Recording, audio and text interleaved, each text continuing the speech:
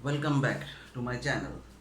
So before starting this video, I will request you, if you are new visitors in my channel, then subscribe my channel because every week I put some interesting math videos on my channel. So if you subscribe and press the bell icon, then you can get the notification of every problem. Okay.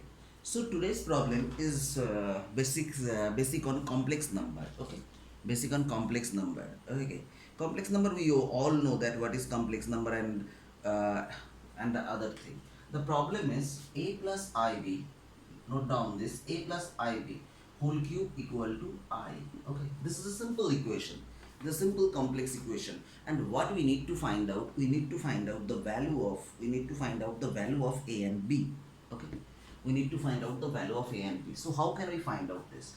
तो पहले हम क्या करेंगे, पहले हम इसका cube equation बनाएंगे. तो a cube plus 3 a² ib plus 3 a ib whole square plus ib whole cube that is equal to i. Clear? तो इसको सिंपली मैंने क्यूब का इक्वेशन में इसको ब्रेक कर दिया. ठीक है, क्यूब का इक्वेशन में ब्रेक कर दिया.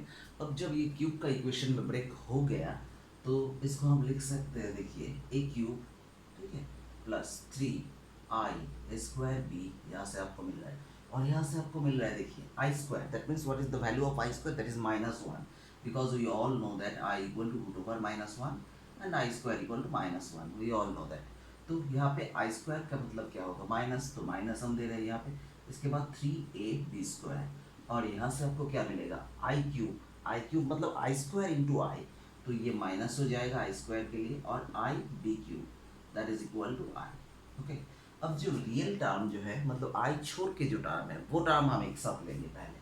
तो वो टर्म को अगर हम एक साथ लेते हैं तो देखिए ए क्यूब माइनस 3ab², और यहाँ पे आई को हम बाहर ले लेते हैं तो 3 a² b minus b cube that is equal to i.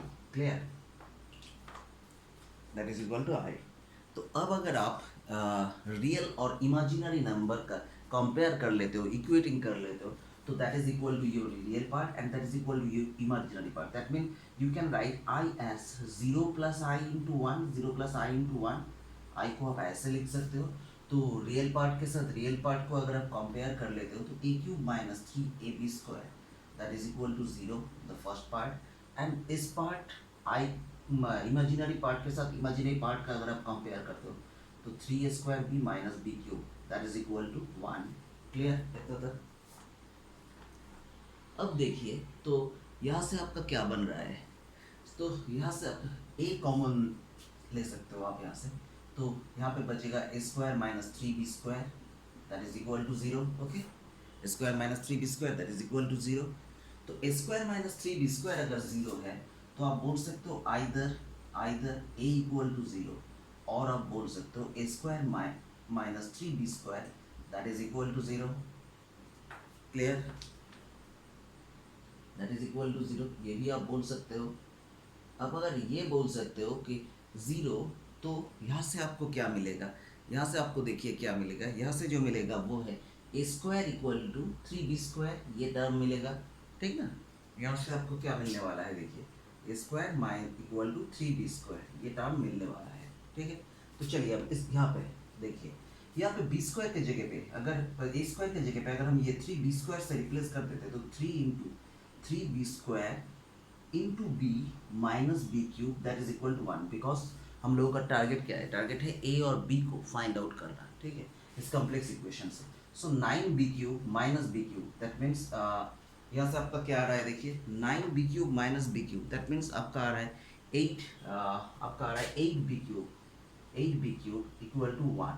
तो बी क्यूब इक्वल टू आपका बचेगा 1/8, और बी क्यूब अगर 1/8 है तो ओनली बी इक्वल टू क्या होगा? 1/2, बिकॉज यहाँ पे क्यूब और हाफ का क्यूब मतलब क्या होता है? हाफ का क्यूब मतलब क्या हो जाता है? 1/8 हो जाता है.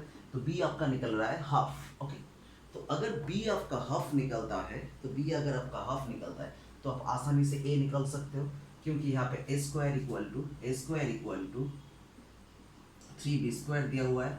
तो b² की जगह पे आप हाफ डाल दो, तो a² 3 into half square that means 1/4. So your a equal to plus minus root 3 by 2. Clear? Plus minus root 3 by 2. Okay, सही है? ओके और यहाँ से इतना तक आपको शायद क्लियर है, ठीक है?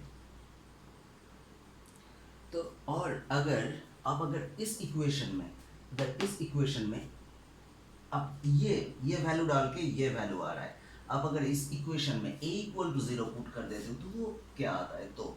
तो क्या आएगा?